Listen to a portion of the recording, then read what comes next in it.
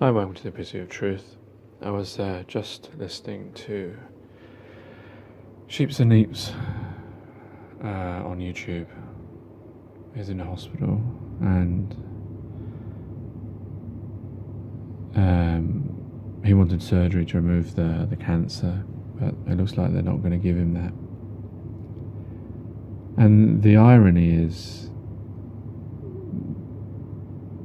they told him that they couldn't do the surgery because it's too dangerous. And I mean, that makes no sense whatsoever when you actually look at that sentence and the condition that he's in. Logically, he has cancer. I'm assuming that it's not going to get better if there's the alternative treatment he takes doesn't work, or whatever they want, radiation, chemotherapy, which I assume they still would want him to do that rather than remove the cancer. And most times that doesn't cure, it just suspends for a little while.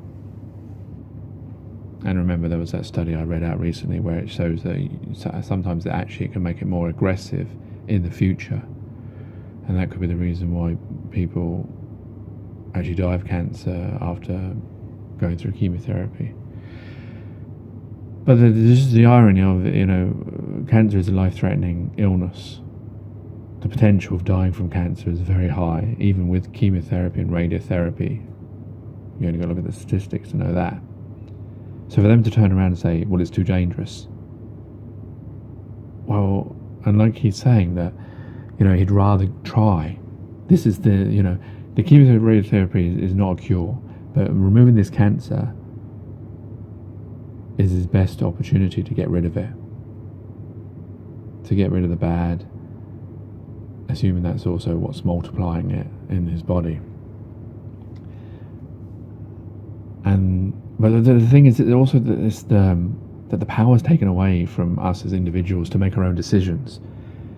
We're told that we're free, and this is a free world and free civilization and democracy and empowerment and all that kind of stuff. But when you want to do something that's against the grain, you're immediately met with a no. What kind of freedom and power is that you think that we inhabit? It is like a dictatorship, but it's just flowered in a way to make it not look like a dictatorship. It's your body, it's your choice, it's your life, your one life, and somebody else is going to tell you what you can and can't do about it. Yeah, I know that obviously surgeons and whatever, they're individuals as well, and the thing is that people go through trials and all kinds of medical experiments, and they sign away, and even everyone that goes through surgery signs a document that that basically says that if anything should happen, which is a possibility, and usually they list what kinds of things can happen, and usually with any surgery, I think with all surgeries, they do list death as a possibility to disclaim themselves. So that's with every single surgery. You could die because of they don't know how your heart may deal with things, and on all sorts of other complications that could go on with the surgery. So you're taking that risk anyway. But everyone goes through surgery. No one gets told, you can't go through surgery for this, that, and the other, because you may die. Well, yeah, but you signed that you're going to die. You may die. So why is it now, when it comes to cancer and things like this, that you want it to be removed? You want to try. And surely there is enough evidence to suggest that removing the cancer is beneficial, because they do remove some cancers, some tumours, like from the brain and stuff. So it's not like a crazy idea that has no benefit to it. So why can't they just give a document? The individual is taking the risk, and the doctor doesn't take any risk. He's just signing that he will try his best, and that the outcome, which may be. I don't see the logic to the reason why that is denied. It makes no sense to me whatsoever why they wouldn't let an individual make the decision for themselves, especially when we all know that they do remove other cancers and tumours from the body. and it is a successful treatment when they do such. So what's the problem now? But you're not allowed. So where's this freedom and democracy and empowerment that we all claim to have? But this is the truth of it. We live within a system, this life that we live in, the way that we have to get up and go to work, the yes sir, no sir, the standing with the teacher in front of you, you all sitting down. When you go to a lecture, standing on a stage and you're sitting down, looking up.